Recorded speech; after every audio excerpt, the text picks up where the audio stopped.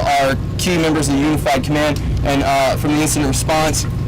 Those will include Captain Jennifer Williams, Incident Commander for the Response Federal On-Scene Coordinator, Michelle Rogo, U.S. Environmental Protection Agency Federal On-Scene Coordinator, Captain Mark Crossland, California Department of Fish and Wildlife Office of Spill Prevention Response, Ms. Mona Bonte, California Office of Emergency Services, Ms. Elsa Arndt, Santa Barbara County Office of Emergency Management, the local on-scene coordinator, Mr. Patrick Hodgkins from Plains All-American Pipeline, Mr. Rick McMitchell, Senior Director of Operations of Plains All-American Pipeline. So we're going to go through some quick abbreviated remarks, give you an update on the incident, and then turn it over to some quick Q&A. We'll answer as many questions as we can, so we'd ask you to limit yourselves initially to one question and one follow-up. With that, it's my pleasure to introduce Captain Williams. Good evening, ladies and gentlemen. My name is Captain Jennifer Williams, the Incident Commander and Federal On-Scene Coordinator for this oil spill response. Operations have continued non-stop since the onset of the oil spill, and hundreds of responders are working diligently in every facet of the incident. We're continuing to deploy the best assets available and working with our emergency response partners at the federal, state, and local levels to improve conditions throughout the region. Today we had considerably more responders on the beach and on the water. Tomorrow we expect approximately 300 more responders throughout the entire response. Plus two tractor trailer loads of snare boom will be arriving tomorrow. There's been an overwhelming response from volunteers, and we thank the community for taking action and helping in our response. We're working to utilize as many of the volunteers as we can, and as more opportunities come available, we will assign people to those roles. Currently, we just don't have enough positions to assign the large number of volunteers who have stood up for the response. Our main priority during the response continues to be to ensure public safety. Responders continuing to assess the scope of the incident as well. Thank you.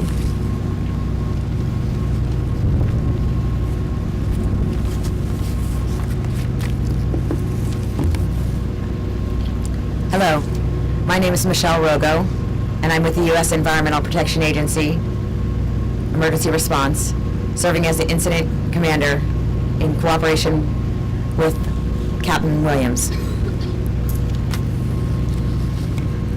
EPA's focus continues to be the onshore areas of the response effort, and we are coordinating with the Department of Transportation, Pipeline, Hazardous Materials Safety Administration with regards to their investigation and the work in getting into the pipeline area and addressing the leak source itself. Today, in the operations upland, there was a continued effort to remove contaminated soil from the area around the pipeline release itself. There was also flushing of the culvert from the release area down to the highway, and additional work is needed in both of those areas. Operations will continue throughout the evening in the excavation area up toward the pipeline, and it will just continue every day until that area is excavated and contaminated soil is removed from that area. Throughout the response, we are continuing to evaluate each of our efforts and our tactics that are being utilized. One of the things that we continue to do is look at the current conditions, where we are and where we need to be, and looking at whether or not what we are doing and employing in each area is effective and adequate. And so over the next operational period, we are looking at employing not only additional people, but additional resources and tactics to change the ongoing situation of recovery efforts both inland and on the water. We want to thank, once again, all the responders that are here, as well as the public, for their continued cooperation. And we are moving diligently forward to address oil both onshore, offshore, and in our coastal areas. Thank you.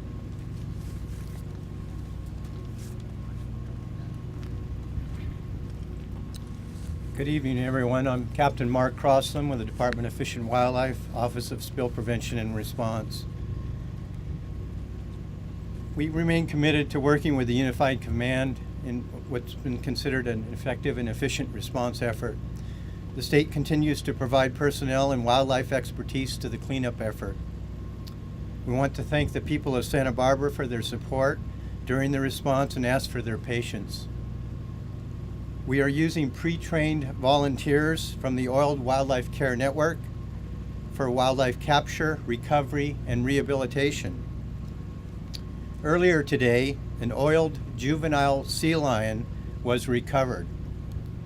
And at this time, I'd like to introduce Dr. Michael Zaccardi from UC Davis, who will talk about how we rehabilitate a marine mammal that's been oiled. Dr. Zaccardi?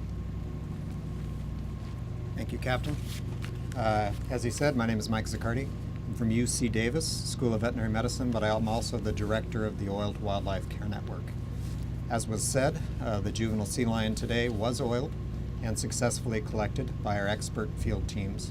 We're currently transporting that animal to San Diego, where it's going to undergo rehabilitation and hopefully return it back to a clean environment, healthy, the way it was beforehand. What we feel is that is a perfect example of why it's so important to have skilled and trained teams out there collecting the animals. The general public may want to help, but the fact is that trying to capture oiled animals by people who don't have the training is dangerous both to the animal as well as to the people. So we encourage people, if they are seeing animals, to continue to call in to our wildlife hotline at 877-UCD-OWCN or 877-823-6926. Thank you.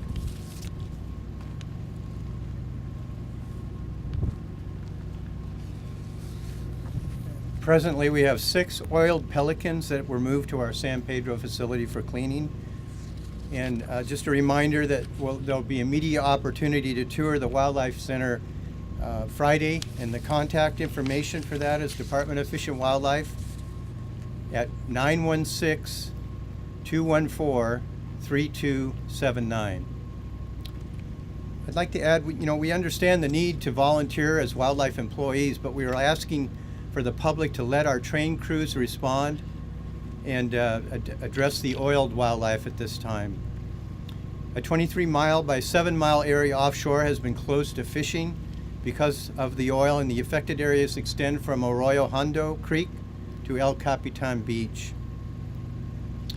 I'd like to also mention we understand that our volunteer line is overwhelmed at the present, but we're addressing the issue and we'll resolve the issue and the problem concerning the line activation. Please visit the Cal Spill Watch website for more information and on those opportunities. Thank you.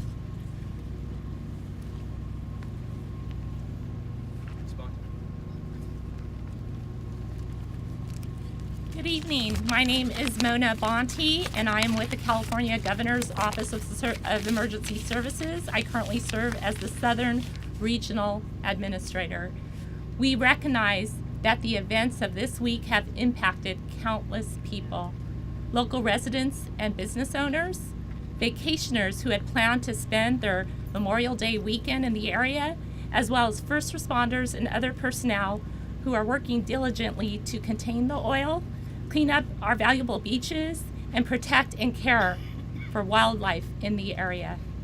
I can assure you that the Governor's Office of Emergency Services and its local, state, federal, and private sector partners are working very hard to address the situation. This week's spill was unfortunate.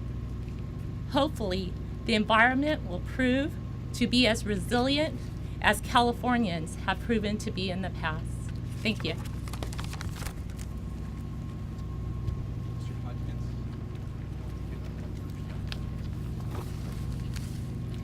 Good evening. I'm Rick McMichael, Senior Director of Operations for Plains All-American Pipeline. What I would like to do this evening is try to give you a little bit of an overview going forward. Spill recoveries happen in stages. We're still in what we call the response and recovery stage. At this point, we have broken the spill area into zones and have dispatched teams focused on recovering the oil and limiting the environmental impact. 26 more bins have been filled with contaminated soil for a total of 59 bins. 3 more bins have been filled with oiled beach material for a total of 5. There are 17 vessels working on the water, and they have recovered approximately 9,500 gallons of oily water mix. 396 responders doing beach cleanup and another 20 working near the pipeline release. At the same time, we're also preparing the area of the pipeline break for the eventual excavation of the affected section of pipe. We will first remove the soil and make sure any oil in the area is recovered. As we turn to excavating the pipeline, federal regulations provide a regimented process, and we will follow that process. The first step will be to submit a work plan to PHMSA and the Unified Command that will detail the steps we will take to safely remove the damaged section of the pipeline. The plan will focus on keeping the workers safe, maintaining the condition of the segment of pipe in question, and managing any oil near the site. Once the plan is approved, we will excavate the pipe, remove it, and send it off for examination under the guidance of the Pipeline and Hazardous Materials Safety Administration. Now I would like to bring up Pat Hodgkins, Senior Director of Safety and Security with Plains All-American Pipeline. Thank you. Thank you, Rick. And again, thank you everyone for being here again tonight. There have been a number of questions about our safety record earlier today and continues. And I will acknowledge that earlier today I was not prepared to discuss those incidents at Plains that occurred over these past 10 years. What I was prepared to talk to you about was this unfortunate accidental release. However, we know the community is concerned. We know there are those who are even angered over this incident. And we do truly regret, and we are committed to cleaning up this incident as quickly as possible and mitigate any further impact to the environment. We know that for some time in the community, we have to earn your trust, and we will work 24/7 to do just that. Now, I could stand up here and talk to you about the fact that since we are one of the largest operators of pipelines across the industry in the United States, the number of reportable incidents by percentage is well within industry norms. However, I stood up here earlier and I will continue to tell you that our goal is 0. What really matters to this community, and especially today with this incident, is that Plains and the Unified Command team that's behind me and the hundreds of those dedicated professionals that are here in California you just heard from is focusing on this incident and mitigating it as quickly and as safely as possible. However, there are many questions regarding the number of reported incidents at Plains. And what's that really mean about our commitment to safety? To put reportable incidents into context, in 2013, 2/3 of all those incidents reported to PHMSA industry-wide were less than 5 barrels, or 200 gallons. 2/3 occurred on company property. And you can refer to websites such as API or AOPL. As for our incidents, some were associated with regular maintenance activities. Some were actually caused by third-party damage. None of them involved incidents involving injuries. Nonetheless, as we said earlier, one incident is one too many. We must focus our efforts on goal 0. Safety and environmental responsibility, as I mentioned earlier, is a core value. It's not just a priority, but a core value. And to Plains, as evidence in our policies and our procedures and our practices, as mentioned earlier today. Since 2008, Plains has significantly increased its size and spending related to our integrity management programs as well as our safety programs. We have more than doubled our safety staff since 2008 to address those very things and to meet our goal. Our integrity management staff has increased by 50%. Spending on our maintenance and integrity efforts has increased from $50 million in 2008 to over $300 million in 2014. That directly relates to the safety of operating our pipeline system. We have implemented several programs that are above and beyond those required by federal regulation. Many of those are multi-year programs that will take several years to fully implement. Plains also has an integrated integrity management program that assesses our risk and our threats to our pipelines, and we use a number of tools to assess their integrity. One of those is a close interval survey that we conduct on 100% of our Plains operated pipelines. So what does that mean? That means we have personnel walk every inch of our pipeline to physically conduct this survey. Inline inspection tools, which are commonly referred to as PIGs, have been run on Plains operated pipelines to inspect for internal and external corrosion, dents, cracks. This line in particular, we have exceeded the federal regulatory requirement to inspect every 5 years by inspecting it every 3 years. We are actively at Plains involved in industry efforts relating to safety and integrity of our pipelines to make them better. Given all of this, releases from Plains pipelines have significantly decreased, while the pipeline miles and throughput volume have steadily increased since 2008.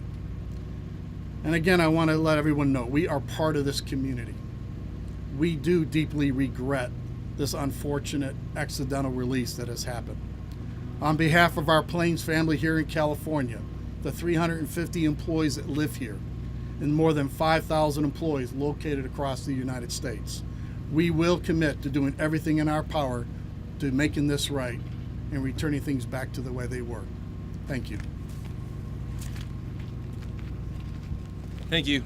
We have time for about 5 to 10 minutes of questions. Please, when you ask your question, just identify yourself and your organization, and please speak loudly enough so that the Unified Command can hear you, and that so all of our other folks here can also hear you. So, sir. Brian Levias from NBC. For the folks at Plains, when did we know what the cause was?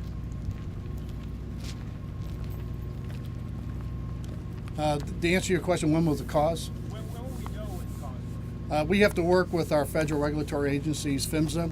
It's a long process. You can imagine forensics has to be done on site. It has to be witnessed by the federal officers as well as third-party folks. They will take that piece of pipe, they will take it and have it inspected by a third-party metallurgical engineers to determine. That could take weeks and months to get that information back. That will car with Fox News. Sorry, one second. I beg your pardon. You have like an educated guess at what it might be. We have not even uncovered the pipe yet, so I could not answer that. How long is that going to take for you? Again, we're working with the federal regulators to get the procedure in place and a plan in place to properly and safely open that line. Matt, you mentioned that you guys have inspected this part. You're with NBC? Will Carr with Fox News. You Yes, mentioned that you guys have inspected this part of the pipeline every 3 years. Is that correct? Yes, sir. And When was the last time? we inspected it 2 weeks ago. 2 weeks ago, the inline inspection tool was ran through that pipeline. And what did you guys find? Those lines, as you can imagine, any inspection tool takes many months to go through that data and get that information back to us. That's all conducted by a third-party vendor. Knowing what you know now, do you think that you could have done more? That would be totally speculating, but again, we don't know the cause of the release at this point in time. And once we know what that is, we will be transparent as we are. That is public information, and we will address whatever those concerns are. Can we go to somebody else? Does anybody else have a question? From LA Times question yesterday, you said there are mechanical issues with the pumps and there was a pressure anomaly. Can you tell us what exactly that means and how that led to the leak in the Whether it led to the leak or not is part of our investigation. Our engineers are working on that issue now. We were having some pump problems on the pipeline, so we had mechanics working on the pipeline and at the end, but not on the pipe itself. And the pressure anomaly that you mentioned, what is that? Is that a pressure spike or what Our controller saw a pressure anomaly on the pipeline, shut the pipeline down, and at 11:30 yesterday, and at 12:30 we got a call, an odor complaint, which we investigated. But what is the anomaly, pressure anomaly? That was a drop in pressure. Drop. Yes. Yes, sir. Kirk Sigler with NPR. Do you guys have an update on the amount of oil that was spilled, at least from the pipe onto the beach and the ocean? Any updated estimate on that? That also is part of our investigation, and our engineers are working on that. It may take until we get the pipeline evacuated and the affected piece of pipe taken out before we can give you a definitive number on that. You still think 105,000 is the worst case scenario? Yes. Any other questions from back? Yes, ma'am. Hi, my name is Juliet Bechtel. I'm from the Daily Nexus at UCSB. Do you predict the oil reaching UCSB beaches? And if so, how do you expect this would impact the environment and the communities that live in Isla Vista and backyard to UCSB? Turn that over to You want to talk to Dr. Rita? Yeah, thanks for your question. Right now, we don't expect it to land in the Santa Barbara area, the college beaches. Right now, I think there's some area of scattered tar balls that are in the area that were cited, but actually we believe that those may not even be associated with this spill. Yes, sir. Scott Robb, Washington Post. You've discussed some of the things you've done as far as safety up to this point. So moving forward, what are you going to do as far as inspections and safety goes, given this incident? So again, it's a continuous process. We'll look at this incident, find out what the causes were, and take action to make sure that we put procedures and policies in place to ensure it doesn't happen again. Any specific sort of initiatives or steps you're going to take from here? Again, until we know what happened, it'd be too early to make any decisions. Would you like to get the data from inspections like you had 2 weeks ago quicker? Because you mentioned you won't be able to get the results from that for a couple months. Well, we always want information quicker, but the nature of the process is you want to make sure it's done correctly. It's a very detailed process involving engineering personnel to look over that data to determine the state of the pipeline. Let me see if anybody else has. I think we have time for one more question. Is there anybody who hasn't asked that wants to ask? Yes, sir. A question, I guess, for the on-scene coordinators, and that is, what's gone wrong with this operation? What are the difficulties you run up against in trying to get the oil cleaned up? You know, with any oil spill response, there's always things that complicate the response. For example, tonight we had to stop our skimming operations this evening because of weather. The high winds and the waves got a little bit too choppy. So that's one thing. We're always encountering currents and winds and different environmental factors that really affect our response. But time is always a big concern. Getting to the scene, as fast as we can, getting as many responders to the scene as fast as we can, and that all takes time as well, because you actually have to mobilize people, you have to mobilize equipment, and you're just fighting the clock. Can I just follow up on something? You mentioned earlier that there's some boom that's coming, some snare boom that's on its way. It should be here aren't we kind of like getting to the point where stuff that's arriving on scene now, the way of boom is a little bit late? Absolutely not. All the equipment that we're bringing in is for a purpose. There's many different types of boom that we use. The oil characteristics on the water, it changes over time. We may have a thick layer of oil in certain places, and we may have a thin sheen or a slick somewhere. We have to use different types of boom. It could be a regular boom where they pull it and then they skim the oily water mixture out, or it could be snare boom where they try to soak what may be a little bit thinner or under the water. All of these things are done with a lot of planning and attention to the characteristics that we're facing, whether it be the environmental factors or the actual what we see on site.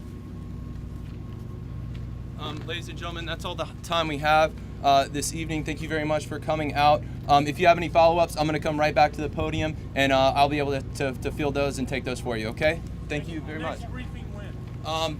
We're going to work on getting the next briefing for you sometime tomorrow. We're going to go back and discuss that with the Unified Command and determine the best time, and we'll let you know about that as soon as possible, sir. Dislocation, if it changes, we'll let you know, and I apologize that we've changed it a couple times. We're just trying to find the right location. So thank you very much. Is there any follow-ups? Yes. Hey, how's it going, sir? Really appreciate it. Yeah.